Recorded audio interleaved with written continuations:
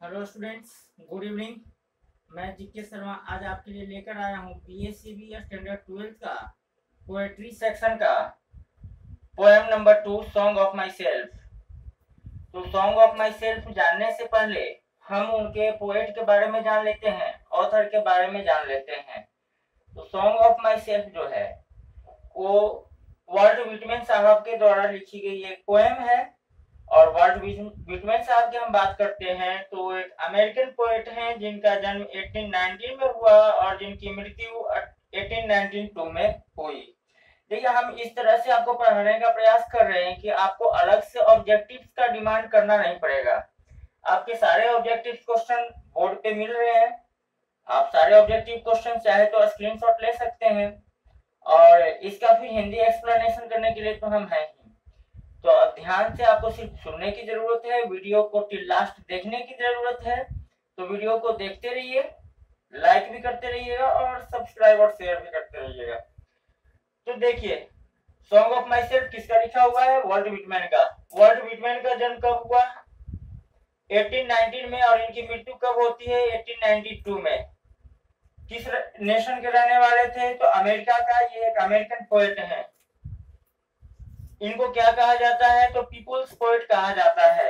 World Whitman is known as a people's poet. इनको जन कवि हम कहते हैं। और अमेरिका में जन्मे ये मोस्ट इंडिविजुअलिस्टिक फिगर है, जिनको की जन्म के बाद ही, इनकी मृत्यु के बाद ही वहां पे पसंद किया जाता है। जब तक ये जीवित रहे अमेरिका में इनकी प्रसिद्धि नहीं मिल पाई। Known for free rhythm and lack of rhyme. इनकी पोएम्स में, इनकी पोएट्रीज में फ्री रिज्म होते थे और लैक ऑफ राइम होता था। इनका जो लिप्स ऑफ ग्रास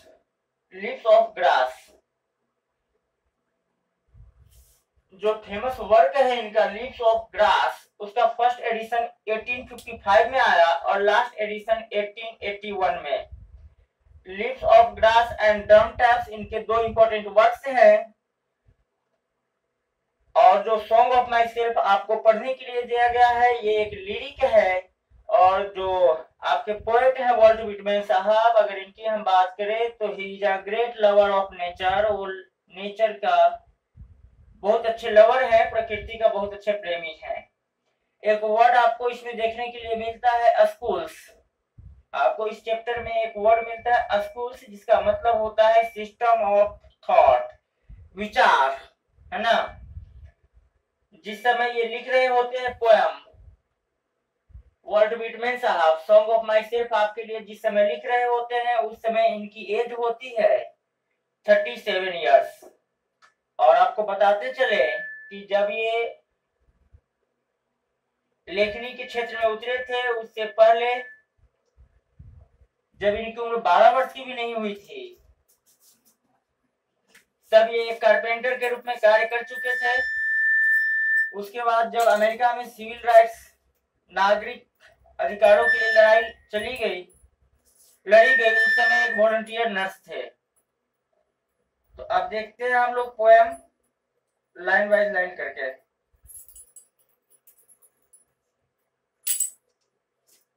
देखिए, कहते हैं वर्ल्ड विटमैन साहब कि I celebrate my self and Singh my self. क्या कहते हैं? I celebrate my self and Singh my self. मैं खुद ही खुशियां मनाता हूं, मैं खुद ही गीत गाता हूं। आई सेलिब्रेट माई सेल्फ, मैं खुद ही गीत गाता हूं। एंड सिंग माई सेल्फ, और खुद ही खुशियां मनाता हूं, मैं खुद ही गीत गाता हूं। And what I assume you shall assume, और जो मैं कल्पना करता हूं ना, जो मैं सोचता हूं ना, तुम भी वही सोचते होगे। देखिए, इस सेंटेंस से क्या होता है? इस सेंटेंस से यूनिवर्सल ब्रदरहुडनेस का पाठ हमको मिलता है, वैश्विक भाईचारा का बोध होता है। क्यों? क्योंकि कहते हैं for every atom belonging to me as good belongs to you. क्योंकि जिन कणों से हमारा शरीर बना है ना, जिन कणों से हमारा शरीर बना है, उसी कणों से आपका भी शरीर बना है, हम सबका शरीर बना है। कहने का मतलब कि ईश्वर ने हम सबको एक जैसा बनाया है। तो ये जो स्टेंजा है, फर्स्ट स्टेंजा, इसमें यूनिवर्सल ब्रदरहुड का सबक हमको मिलता है, लेसन हमको मिलता है। कहते हैं for every atom belonging to me as good belongs to you. जिन कणों से हमारा शरीर बना है उसी कणों से आपका भी शरीर बना है। आगे देखिए, कहते हैं कि I loaf and invite my soul. I loaf and invite my soul, मैं भटकता हूँ। लोफ का मतलब भटकता हूँ, भटकना। मैं भटकता हूँ एंड इनवाइट माई सोल, और अपनी अंतरात्मा को, अपनी आत्मा को पुकारता हूँ, उसको निमंत्रण देता हूँ। तो निमंत्रण देता हूँ क्या? वो कहीं घूमने गया है? नहीं, उसको पुकारता हूँ, अंतरात्मा को याद करता हूँ। कहते हैं कि I loaf and invite my soul. आगे कहते हैं I lean and loaf at my ease, मैं लेट जाता हूँ और फिर अपने मुताबिक मैं फिर टहलता हूँ, टहलता नहीं हूँ, मैं भटकता हूँ। Is observing a spear of summer grass, और फिर समर ग्रास, गर्मी के दिनों में जो स्पीयर होते हैं, जो नोक होते हैं घासों के, उस नोक के चुभन को, उस नोक के गुदगुदी को अनुभव करता हूँ।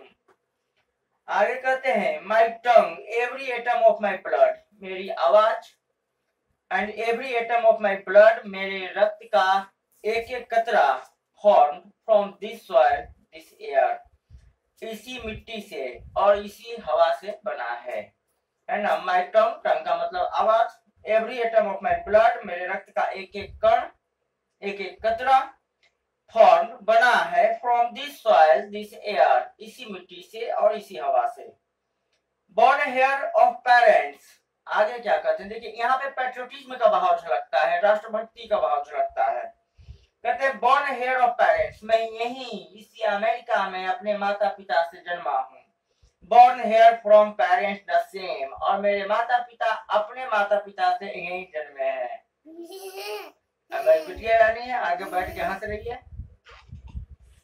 देखिए, and their parents the same, और उनके माता पिता भी अपने माता पिता से यही जन्मे हैं। मतलब ये कई पुरखों से अमेरिका में रहते आए हैं, अमेरिका के लिए काम करते आए हैं। कहते हैं कि I now 37 years old in perfect health begin, कहते हैं अब जबकि मेरी उम्र 37 वर्ष की हो गई है, फिर भी मैं पूरी तरह से स्वस्थ हूँ।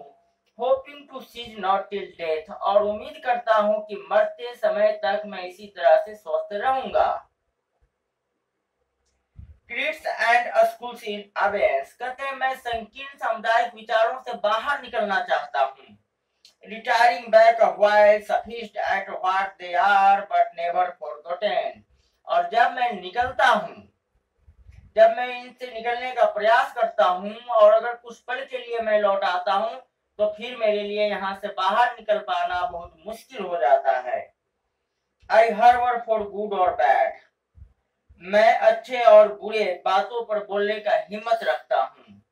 I permit to speak at every hazard, और मैं हर तरह की परिस्थितियों पर बोलने के लिए अपने आप को अनुमति देता हूँ कि मैं हर तरह की परिस्थितियों में बोल सकता हूँ, चाहे वो सही हो, गलत हो, फेवर में हो या अगेंस्ट हो। Nature without check with original energy, जिस तरह से प्रकृति अपना काम करती है बगैर किसी भेदभाव का, बगैर किसी सोच विचार का, अपने ही धुन में काम करती है प्रकृति, उसी तरह से मैं भी बगैर किसी रोक टोक के अपना कार्य करना जानता हूँ, अपना कार्य करना चाहता हूँ। तो प्यारे स्टूडेंट्स, आज का चैप्टर यहीं समाप्त होता है। हम मिलेंगे नेक्स्ट चैप्टर के साथ नेक्स्ट वीडियो में, तब तक बने रहिए इंग्लिश एकेडमी के साथ। Thank you.